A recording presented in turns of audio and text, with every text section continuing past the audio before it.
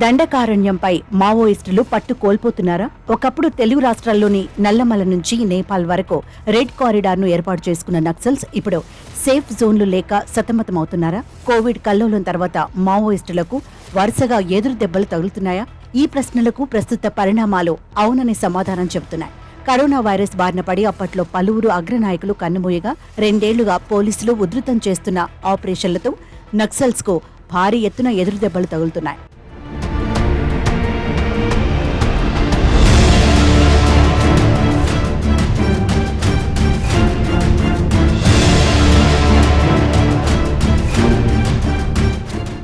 ఒకప్పుడు peoples war group గా ఉన్న నక్సలైట్లు ఉమ్మడి ఆంధ్రప్రదేశ్లో ప్రభుత్వంతో చర్చల సందర్భంగా 2004 సెప్టెంబర్ 21న తాము మావో సిద్ధాంతాలను అనుసరిస్తామని, ఇకపైన తమ గ్రూప్ పేరు మావోయిస్ట్ పార్టీ అని ప్రకటించుకున్నారు.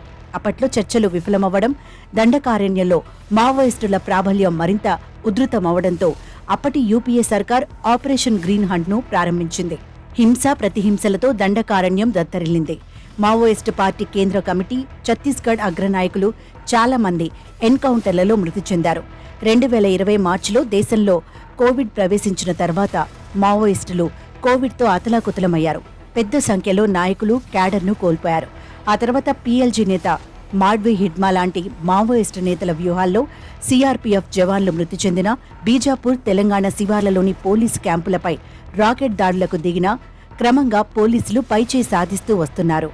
ఇటీవలి అసెంబ్లీ ఎన్నికల్లో ఛత్తీస్గఢ్లో బీజేపీ అధికారం చేపట్టాక కేంద్ర ప్రభుత్వం మావోయిస్టులపై పూర్తి స్థాయిలో దృష్టి సారించినట్లు తెలుస్తోంది. గడిచిన 3 నెలల్లో యాంటీ నక్సల్స్ ఆపరేషన్లలో పాల్గొనే సిబ్బంది సంఖ్యను ప్రస్తుతం ఒక్క బస్తర్ రీజియన్లోని 80,000 మంది DRG, cobra, CRPF, BSF, ITBP జవాన్లు నక్సల్స్ ఆపరేషన్లలో పాల్గొంటున్నట్లు అధికారులు పలు సందర్భాలలో చెప్పారు. అంతేకాదు, తెలంగాణ సరిహద్దులో ఉండే మావోయిస్టుల కంచుకోట పూవర్తి, తెల్లం కాగా అక్కడి నుంచి సుమారు 300 నుండి 400 కిలోమీటర్ల దూరంలో ఉన్న అబూజ్మడ్ అడవుల వరకు కూడా పోలీసులు క్రమంగా క్యాంపులను విస్తరించారు. అడవుల్లో ప్రతి 5 కిలోమీటర్లకు ఒకటి చొప్పున పోలీస్ క్యాంపు ఏర్పాటైంది. ఒక్కో క్యాంపులో 2,000 నుంచి 5,000 వరకు బలగాలు ఉండేలా ఏర్పాట్లు చేశారు. గడిచిన 3.5 నెలలుగా ఎన్కౌంటర్లు పెరిగాయి. ఈ ఏడాది మొత్తం 79 మంది మావోయిస్టులు మృతి చెందారు. గడిచిన నెల రోజుల్లో ఈ సంఖ్య 54గా ఉంది.